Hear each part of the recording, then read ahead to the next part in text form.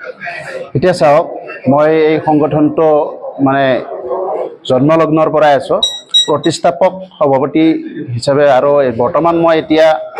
প্ৰাক্তন সভাপতি আৰু ইয়াৰে উপদেষ্টা অল আছাম কেব অপাৰেটৰ ইউনিয়নৰ কথা আছে কি আপোনালোকে চাব আমাৰ যাত্ৰীৰ লগত সংঘাত হোৱাৰ মূল কাৰণ কি আমি যেতিয়া এখন গাড়ী লৈ গোটেই ৰাতিপুৱাৰ পৰা সন্ধিয়ালৈকে বহি থাকো আমি যে ভাড়া এটা যেতিয়া লাগে পল্টন বজাৰৰ পৰা 6 মাইললৈকে যেতিয়া 70-80 টকা ভাড়া হয় 70-80 টকা ভাড়া হোৱাৰ লগে লগে আমি কি কৰোঁ সেই 70-80 টকা ইমান যান জঁটৰ মাজত আপোনালোকে গমে পায় গুৱাহাটীখনত ইমান যান জঁট হৈ থাকে হৈ থকা অৱস্থাত তাৰপিছত 70-80 টকা ভাড়াত আমি কেনেকৈ আহিম তালৈকে আৰু আমাৰ চাব 100 টকা ভাড়া মাৰিলে তেখেতসকলক 26% পৰা 35%লৈকে তেখেতসকলক আমি কমিশ্যন দিব লাগে সেই কমিশ্যন আমি দিমেই নে নিজে খাম নিজৰ গাড়ীৰ ইএমআই দিম নিজৰ তিৰি চলিয়ে পুহিম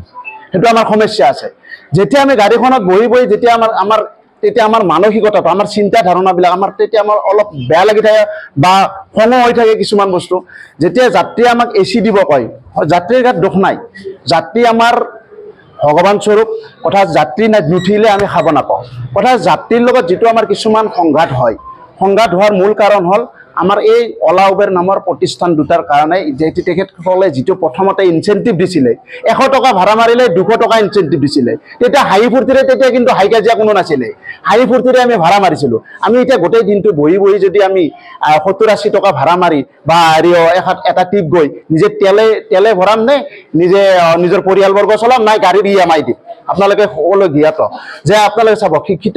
নিবনুৱাখিনি আমাৰ কোনো ধৰণৰ সংস্থাপন চৰকাৰে দিব পৰা নাই কাৰণে আমি আহি গাড়ীখনৰ ষ্টিয়াৰিং ধৰিছো গাড়ীখন চলাব ওলাইছো গাড়ীখন চলাই আমি যদি নিজৰ পৰিয়ালবৰ্গ চলাব নোৱাৰো তেতিয়াহ'লে আমি আমাৰ কেনেকুৱা ধৰণৰ অৱস্থা হ'ব আমি ঘৰত গৈ যদি নিজৰ বজাৰখিনি নিব নোৱাৰো তেতিয়াহ'লে আমাৰ নিশ্চিতভাৱে আমি ঘৰৰ খং গোটেই খংবিলাক আমাৰ থাকেই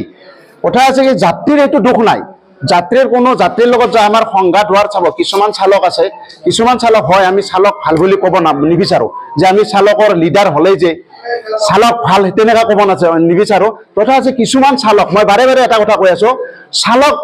বেয়া নহয়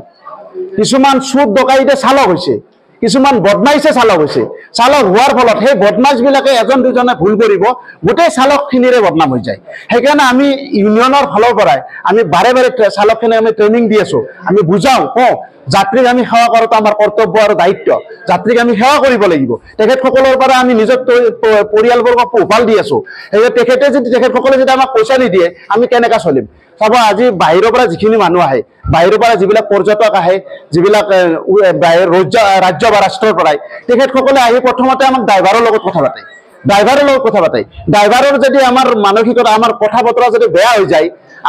আমি যদি তেখেতসকলক বেয়া ব্যৱহাৰ কৰোঁ তেতিয়াহ'লে আমাৰ নৰ্থ ইষ্টৰ ইম্প্ৰেশ্যনটোৱে বেয়া হৈ যাব নৰ্থ ইষ্টৰ প্ৰতি তেখেতসকলৰ যিটো চিন্তা ধাৰণা তেখেতসকলৰ আমাৰ প্ৰতি বেয়া হৈ যাব সেইকাৰণে মই ইয়াতে পৰিবহণ বিভাগকো মই অনুৰোধ জনাইছোঁ অসম চৰকাৰকো অনুৰোধ জনাইছোঁ যাতে আমাৰ যিবিলাক সমস্যা আছে আমাৰ ড্ৰাইভাৰৰ যিকোনো ড্ৰাইভাৰে নহওক আজি অলা উবেৰ চালক হওক বা টুৰিষ্ট চালকেই হওক বা আৰু মানে বাছ চালকেই হওক যিকোনো চালকৰ যিবিলাক সমস্যা আছে সমস্যাখিনি তেখেতসকলে চৰকাৰে সমাধান কৰিব লাগে কিন্তু চৰকাৰে এই ক্ষেত্ৰত আমাৰ যিখিনি চালক আছে পৰ্যটক বাহনৰ বা অলা উবেৰ চালক বা যিকোনো গাড়ী চালকৰে কোনো গুৰুত্ব দিয়া নাই আমাৰ প্ৰতি তেখেতসকলৰ কোনো গুৰুত্ব নাই তেখেতসকলে খালি আমি গাড়ী চলাব লাগে তেখেতসকলে কিবা এটা হ'লে যে আমি ভুল কৰিছোঁ আমি দুখ কৰিছোঁ সেইটো তেখেতসকলে হেৰি কৰি মানে পুৰা বিয়পি যাব কিন্তু আমাৰ যিটো শোক আমাৰ যিটো দুখ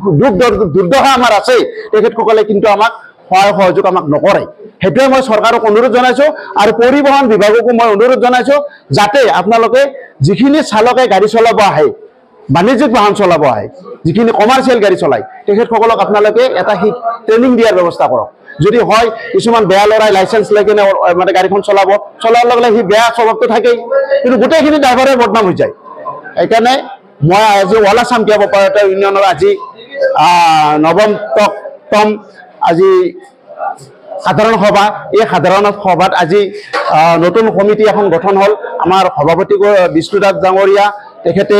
আগৰ পৰা ইয়াতে কাম কৰি আছে তেখেতক দায়িত্ব অৰ্পণ আমি কৰিছিলোঁ তেখেতে সুন্দৰভাৱে কাম কৰি আছে আগন্তুক পৰ্যায়লৈকে যাতে তেওঁ ভাল কাম কৰি যায় তেওঁৰ মানে সভাপতি সম্পাদকে তেওঁৰ বিষয়ববীয়া সদস্যসকলৰ